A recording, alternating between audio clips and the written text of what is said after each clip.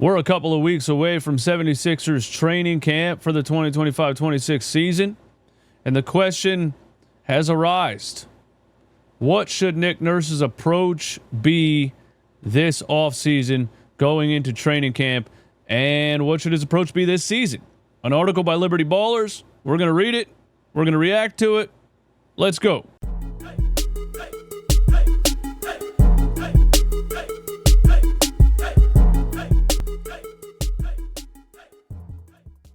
We did it, guys. We made the perfect hoodie for the 2025-26 76ers season at runitbackphillyshop.com. The If Healthy hoodie collection is available. We got them in white, black, gray, blue, and red. The design is simple. The message is clear. The 76ers are legit if healthy. Get yours at runitbackphillyshop.com. Don't forget to go to all products and get you some of the classic merch with the Sickos logo, the trucker hats, the Maxey McCain 25 t-shirt, and the classic Sickos logo on the t-shirts and hoodies as well. These are the hoodies that I wear on the show all the time. Sickos in gray, white, and black. Thank you for the support. RunItBackPhillyShop.com. What should Nick Nurse's approach be this offseason? By David Early on Liberty Ballers. Nick Nurse has two injury-riddled and aging stars mixed with a bunch of young and exciting guards. How does he make it all work? Well, before I even read this, bro, y'all know what I think. I thought Nick Nurse was horrendous last season. I think his obsession with old veterans was a detriment to the team. I don't think they were going to win anyway with all the injuries they sustained to Joel Embiid and Paul George. But Nick Nurse had no strategy whatsoever outside of Joel Embiid. And now we're going into a season where, again, Joel Embiid isn't even expected to start the season. Nick Nurse needs to get away from his love for Kyle Lowry and Eric Gordon and Andre Drummond, and he needs to play young athletes, and he needs to do it from day one. We'll see if he does it. Here's what Liberty Ballers says in this article. It's got to be a tricky position to be in if you're a Sixers head coach, Nick Nurse. It's got to be tricky. Dude, I felt like he was so angry and depressed last season. Again, I'm going to say it again. I've said it before. If the same thing happens this season, I think Nick Nurse steps down before he gets fired. Heading into 2025-26 NBA season where none of us really know how much the team will get out of their big three. Joel Embiid, Paul George, and Tyrese Maxey. How might Nurse possibly game plan for whatever wonky conundrum this has become? At least Liberty Ballers is keeping it a buck. This is a wonky conundrum. Are there people out there that believe in the 76ers this season? Are there people that really believe?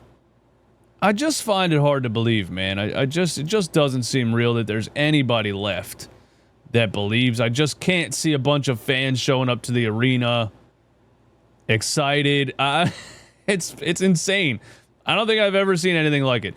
The obvious parallel, not from a pure injury standpoint. Other reasons brings to mind the 2021-22 Brooklyn Nets in their first go-round. Kevin Durant, James Harden, and Kyrie Irving tantalized fans in round one of the 2021 NBA playoffs, taking out the Boston Celtics in just 5 games, but then injuries both Harden and Irving allowed the Milwaukee Bucks to squeak by Kevin Durant and company, and then eventually Kyrie Irving requested a trade, and then Kevin Durant requested a trade. We can only hope as 76ers fans that Paul George requests a trade, and then Joel Embiid requests a trade, and we can finally move forward into the next era of 76ers basketball, because this one is over. The next season, Kevin Durant, Harden, and Irving, vaccine status, could barely stack a handful of games before they blew it all up. Adding Ben Simmons, mental health, career-altering back injury. Yeah, okay. How about just straight-up psychopath? Okay, was Ben Simmons. I don't buy the back injury or the mental health. Fast forward, and the Nets blew things up and wound up selecting a league record 5 total first-round picks back in June's NBA draft, except the 76ers don't have a Kevin Durant to trade, who was, 31 at the time, 32, still had a ton of value. Kyrie Irving still had a ton of value, although Kyrie left in free agency. No, They traded Kyrie too, right? They traded Durant first and then Kyrie. Anyway, they had a lot of value. That's my point. 76ers, Joel Embiid and Paul George don't have any value with these massive contracts they're signed to. Joel Embiid can play basketball this season. He'll be out there in some form or another. If Joel Embiid can play basketball this season, he'll be out there in some form or another. Always a game time decision, perhaps. This is what I'm saying, bro. Like, people are so tired of this. Who's going to be excited to watch these games? At least last year they were able to dupe us. At least last year they were able to lie to us, and we were like, oh, Joel Embiid's another game time decision. You're actually going into the season expecting Joel Embiid to always be a game time decision. I don't understand how you're going to sell tickets. It makes no sense. If George can throw back the clock following a knee procedure, that would certainly do wonders for the team. Still light on if George can throw.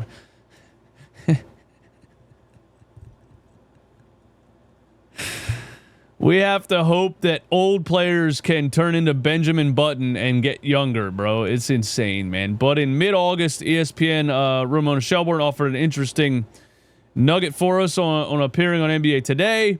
All the videos I see, all the word I get out of Philly is that Tyrese, Maxey, McCain, the younger players have been there.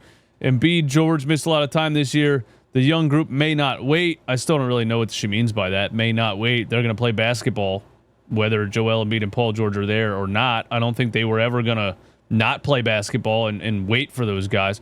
If we still don't know if Embiid will be ready for us, as Harrison Grimm warned us, Nurse recently hinted at a possibility, and we have no idea he'll follow up that agonizing pattern from last season. It would make sense for Nurse to design an offense that doesn't rely on Joel Embiid or Paul George. This is what I don't think Nick Nurse is going to do. He should. And really, if you look at the one game that was fun to watch last season, the one game that was fun to watch last season was Boston Celtics on Christmas Day. And that game, Tyrese Maxey scored 47 points. I believe he had 10 assists. They ran an offense centered around Tyrese Maxey. Joel Embiid was on the floor, but he was floating. He was in between the mid-range and the three-point line and on the block, but he was playing more of a fluid type of game. The whole thing wasn't centered around just Joel Embiid getting the ball and clearing out. It was the first time I've seen that in a long, long time, maybe in Joel Embiid's entire career, and it worked. And then Nick Nurse just went away from it entirely. Nick Nurse he's his own worst enemy. Anytime something works, he's like, well, that was too good, so let's go back to what I usually do. And, Anyway, Josh Gride pointed out that when Embiid did play last season, he led the team in usage percentage despite comments prior to 24-25 that he wanted to play more of a facilitating role. Yeah, Embiid and Nurse are on two different pages. Embiid and Daryl Morey are on two different pages. He simply needed to make more adjustments he wasn't prepared to make even as his body failed him. An up-tempo brand of ball certainly won't be very conducive to Embiid's acclimation, nor will it be conducive to Paul George's return. We are at a crossroads, man. We need to play a style of basketball that doesn't make sense with Joel Embiid and Paul George. If you were Nick Nurse, what type of offensive scheme would you be considering with such a massive question? If I'm Nick Nurse, I would do exactly what happened on Christmas Day. I would play an up-tempo style of basketball centered around Tyrese Maxey. I would fly up and down the floor. I would play young athletes, Justin Edwards, Adem Bona. Ricky Council's gone.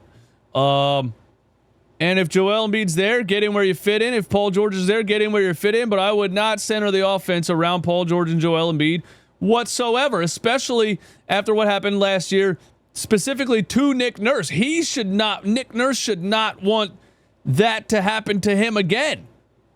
So to prevent that happening to him and him being the scapegoat, or to prevent the entire fan base from continuing to turn on you as a coach, you should do what you think is best for the overall team, which is create an offense centered around Tyrese Maxey. And if Joel Embiid and Paul George are there, they're there.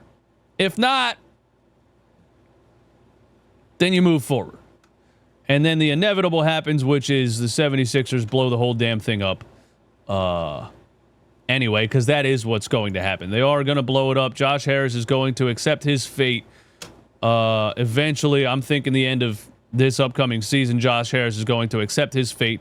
He's going to either sell the team or he's going to blow the whole thing up. And I wanted to show you guys, actually, there's a something I just responded to. Oh, yeah, I woke up with knee soreness this morning, and I tweeted, I turned 39 in 1 month, and I woke up with knee soreness. Sixers, can I get that final roster spot? But I responded to something that I wanted to talk about here. RB posted it. The Sixers were named as the NBA's worst salary cap.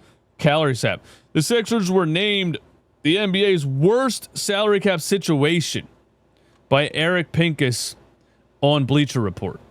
Do you agree or disagree with this? And I don't know if RB made a video on it or not, but I just find it absolutely outrageous that Daryl Morey took us into a punt year or a leap year, whatever it was, 2 years ago, when we still had the Tobias Harris contract, and said, just wait until we get, the cap space that we need. And then he got the cap space that he needs. The cap space we've been waiting for. My guy Iverson the Great on Twitter says salary cap plan for the last 3 seasons. He finally gets the salary cap.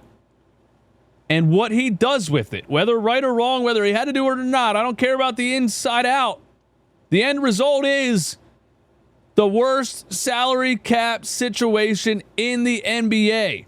How does this guy still have a job? Positive Eastwood is back. Talk to you guys soon.